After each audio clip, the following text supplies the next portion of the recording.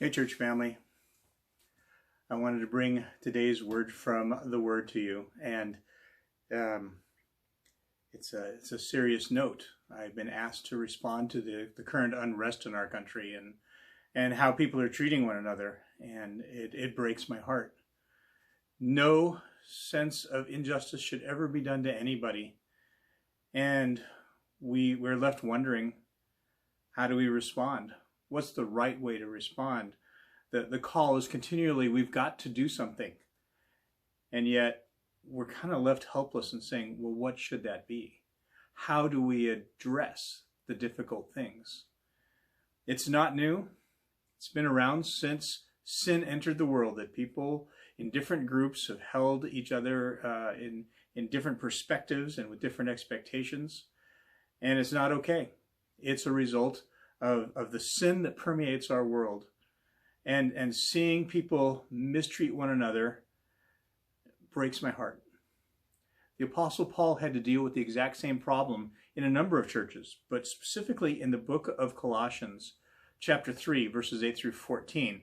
He really hits home on this issue because there was a church that was divided in terms of their ethnic origins. That there were Jews and there were non-Jews, and they were looking at each other in ways that were causing division, that were causing hurt, and the Apostle Paul gets to the heart of the matter. I want to read this passage to you slowly. It's going to take a minute or two, but listen carefully to what he says about the divisions in the church. He says, "But now you also must rid yourselves of all such things as these: anger, rage, malice, slander, filthy language from your lips. Do not lie to each other, since you have taken off your old self and its practices, and you have put on the new self, which is being renewed in the knowledge of the image of its creator. Hear now, there is no Gentile or Jew, circumcised or uncircumcised, barbarian, Scythian, slave, or free.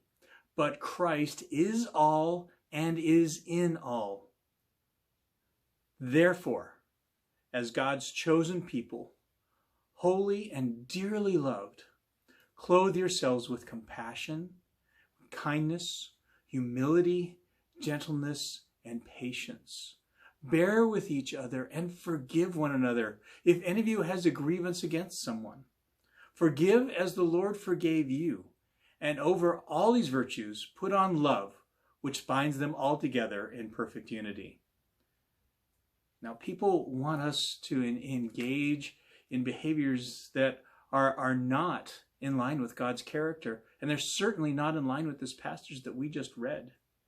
God said the problem in the church of division along ethnic origins and cultures was not appropriate for God's people. And the solution to it was to put on love and to act towards each other in compassionate and kind ways.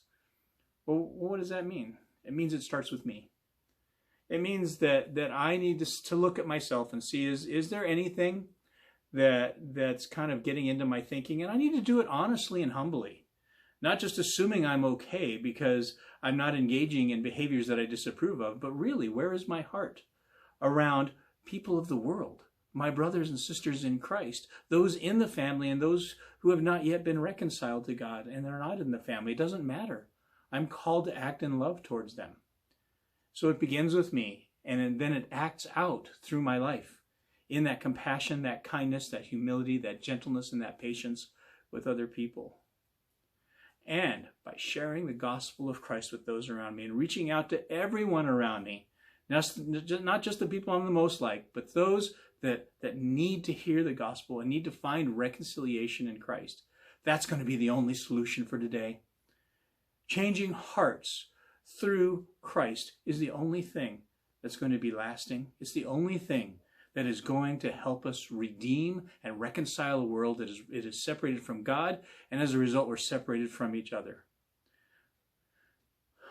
Please take this notion to mind, that every person you meet is a creation of God, and every single one deserves your love, your honor, and your respect. You can choose to disagree and still love someone. I hope you'll take this passage and you will look at it deeply and you will contemplate it honestly. I don't want us to take the issue lightly, but I want us to address it the way God would have us address it. God bless you. I'm praying for you. Look forward to seeing you on Sunday, 5:30 here at the church for service, where we can be together and we can show this very love that we're called to show.